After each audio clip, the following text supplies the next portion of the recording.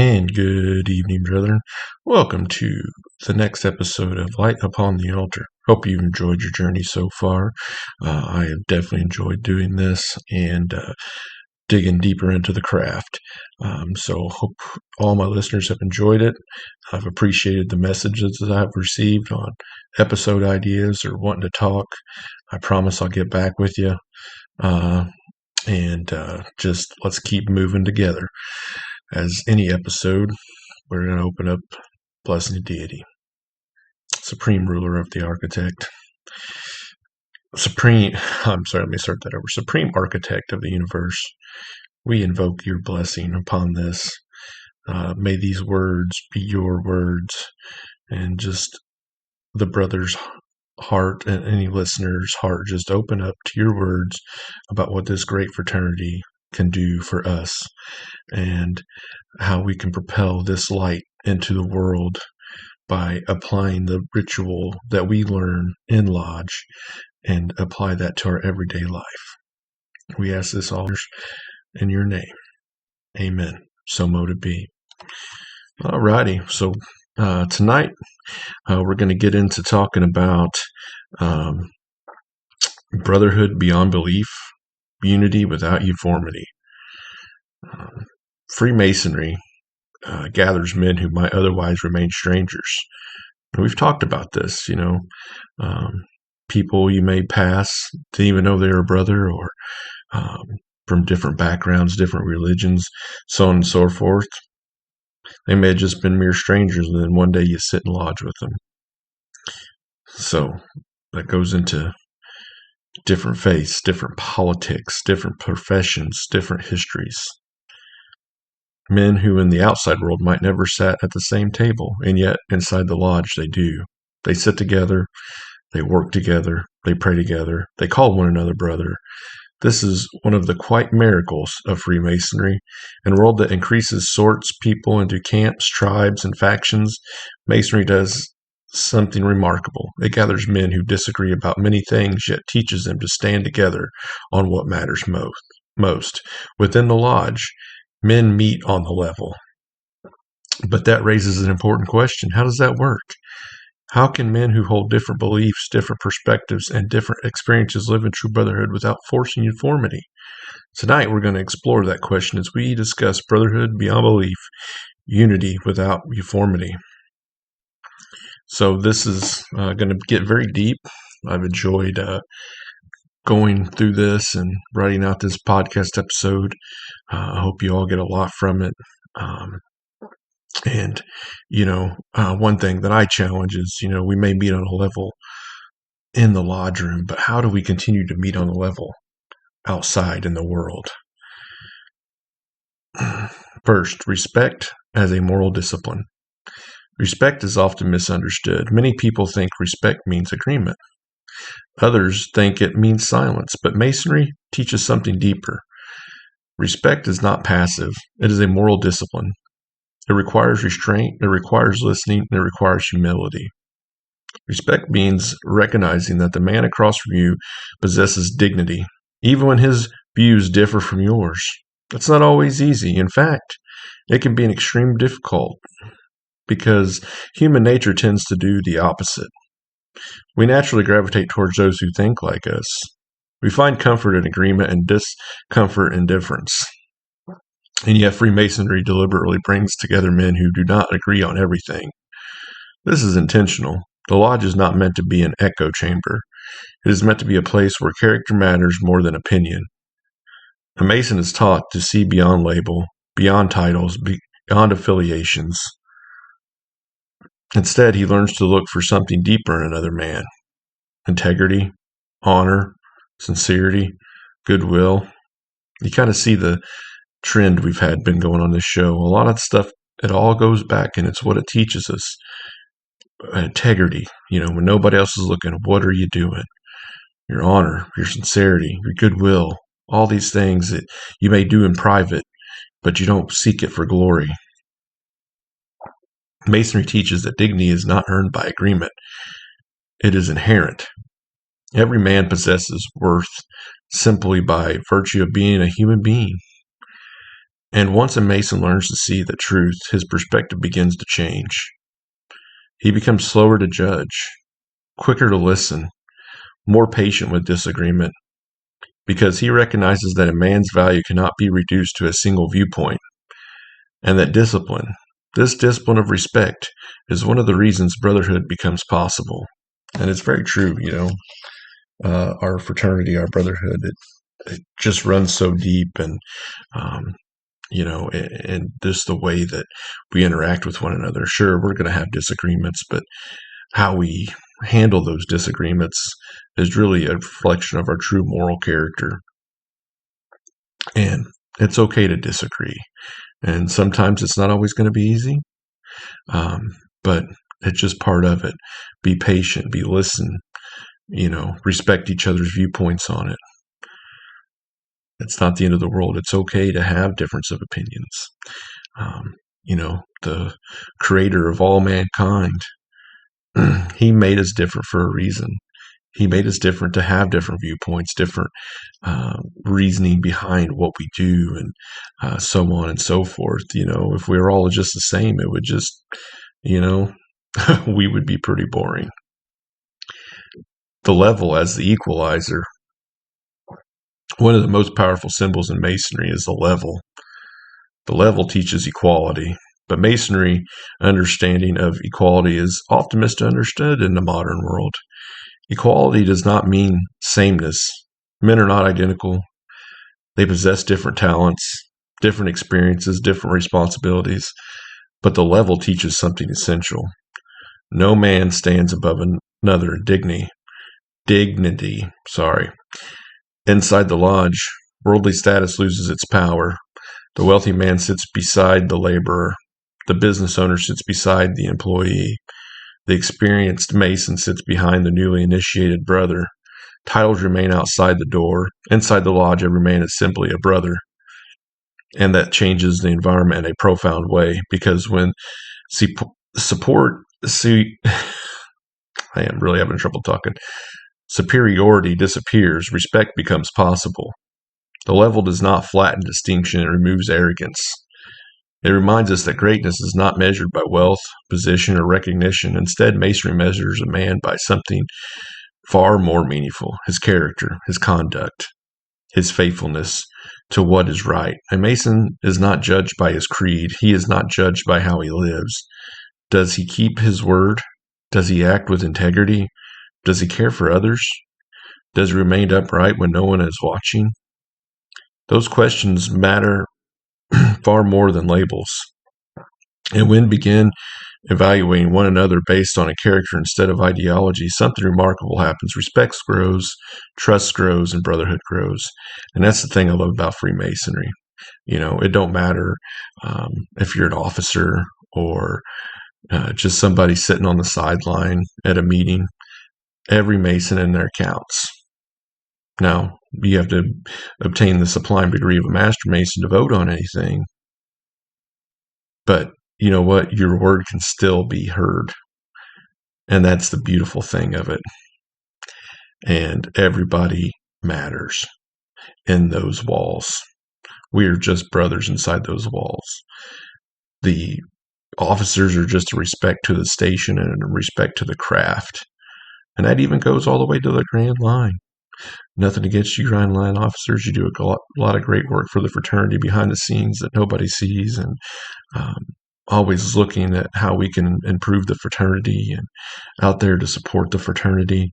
But at the end of the day, they're still just our brothers. Everybody just thinks because, they're in the Grand Line, they're supreme. I promise you, most of them I've met, they have all been very, very, very integral men. Titles didn't mean nothing to them. They are just there to be your brother at the end of the day. And that's what I love about this fraternity. Next, we're going to talk about disagreement without disunity. Freemasonry does not eliminate disagreement. In fact, it assumes disagreement will exist. Men will always see certain things differently. Different experiences lead to different perspectives. Different traditions lead to different conclusions. Masonry does not attempt to erase those differences. Instead, it teaches men how to handle them without hostility. That's the key point there, brothers. We should be able to talk out anything without becoming hostile or angry with each other, as long as we keep everything within due bounds and respect of one another. That is a rare skill today. Modern culture often treats disagreements as a threat. If someone sees the world differently, they must be corrected, defeated, or dismissed. But Masonry takes another approach. It teaches that disagreement does not require division. Men can differ in opinion and still remain united in purpose.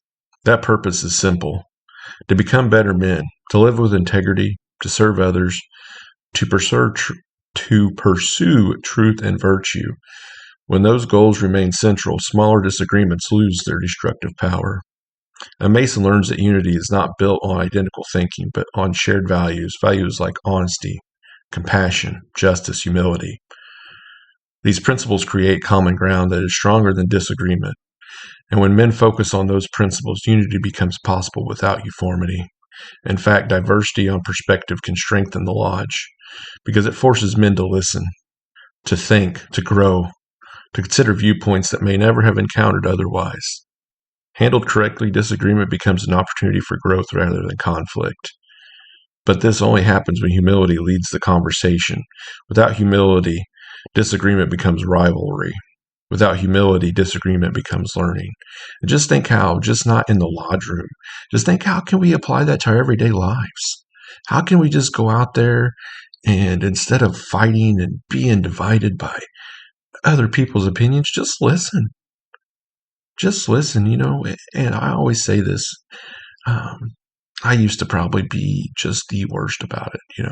If somebody had a different opinion or it was a really strong subject and I thought you were just way off basis, I just, would tear into you. But, that's not who I am anymore. I look at all these different things in the world and how much, when I learned just a little bit of humility and just stopped and listened, I learned something.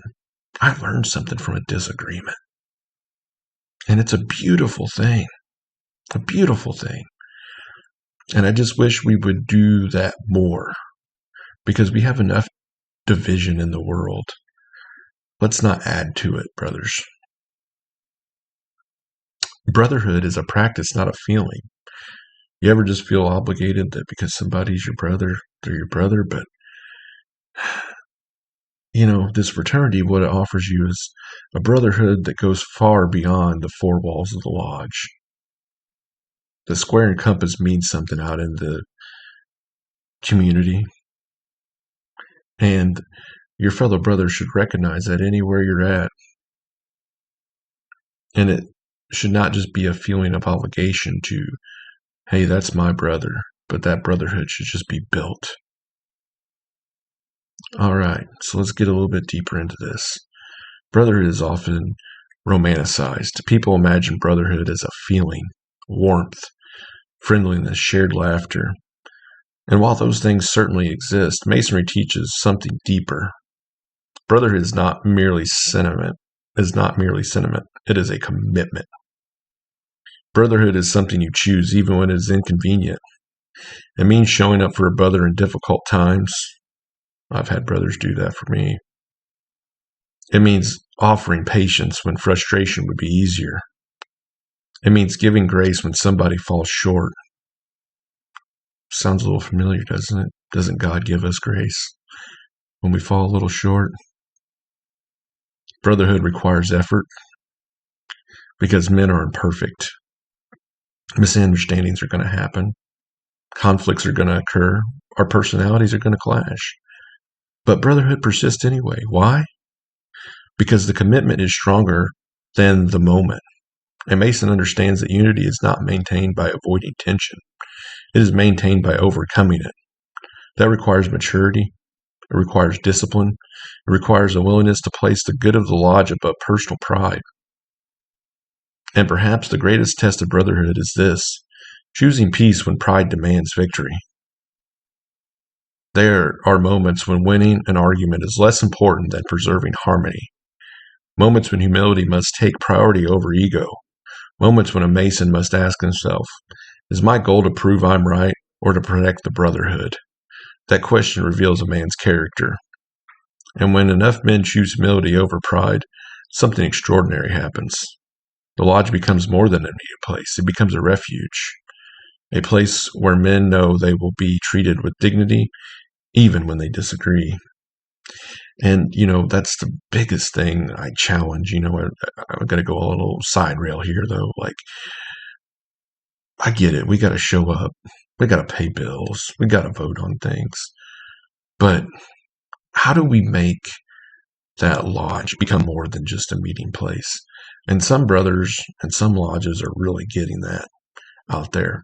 Something we're trying to work on in my lodge is it's more than a place that we show up once a month. It becomes a refuge for us and where we can enjoy each other and harmony with another brother. It's so beautiful.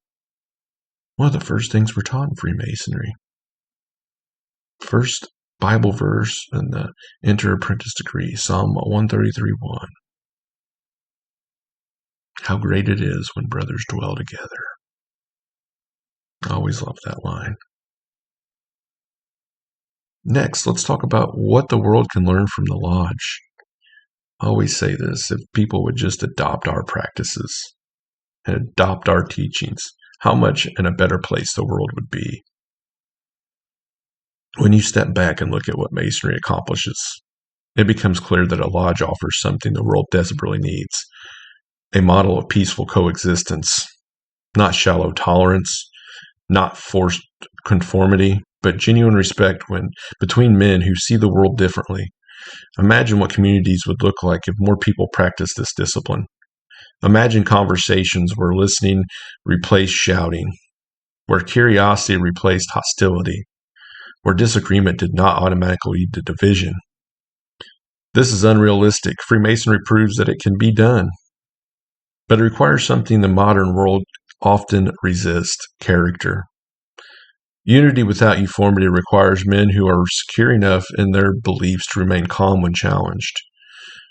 Men who value truth more than ego. Men who value people more than arguments. Those qualities do not appear automatically. They must be cultivated. And that is actually what Masonry seeks to do. Just before we close up here, just remember, we learn a lot in that lodge room. This brotherhood gives us so much. But how do we apply that to our everyday lives as well, brothers? And shine that light further into the world. And how does it make us better? How do we help make others around us better? How do we become brothers to people that aren't yet brothers? How do we invite that same love into all of humankind? How do we come together as people, as the supreme ruler of the universe would want us to do? Because together, we are so much stronger than divided. And that is proved over and over. So we're going to wrap this up in closing. Let's leave this episode with a simple but powerful truth. Unity does not require sameness. It requires character. When men commit themselves to integrity, humility, and respect, differences lose their power to divide. Brotherhood becomes possible, and the lodge becomes a living example of something the world rarely sees. Men who disagree, yet stand together. Men who differ, yet still call each other brother. Next time we will turn to one of the most somber and reflective themes in Freemasonry as we explore morality and morality.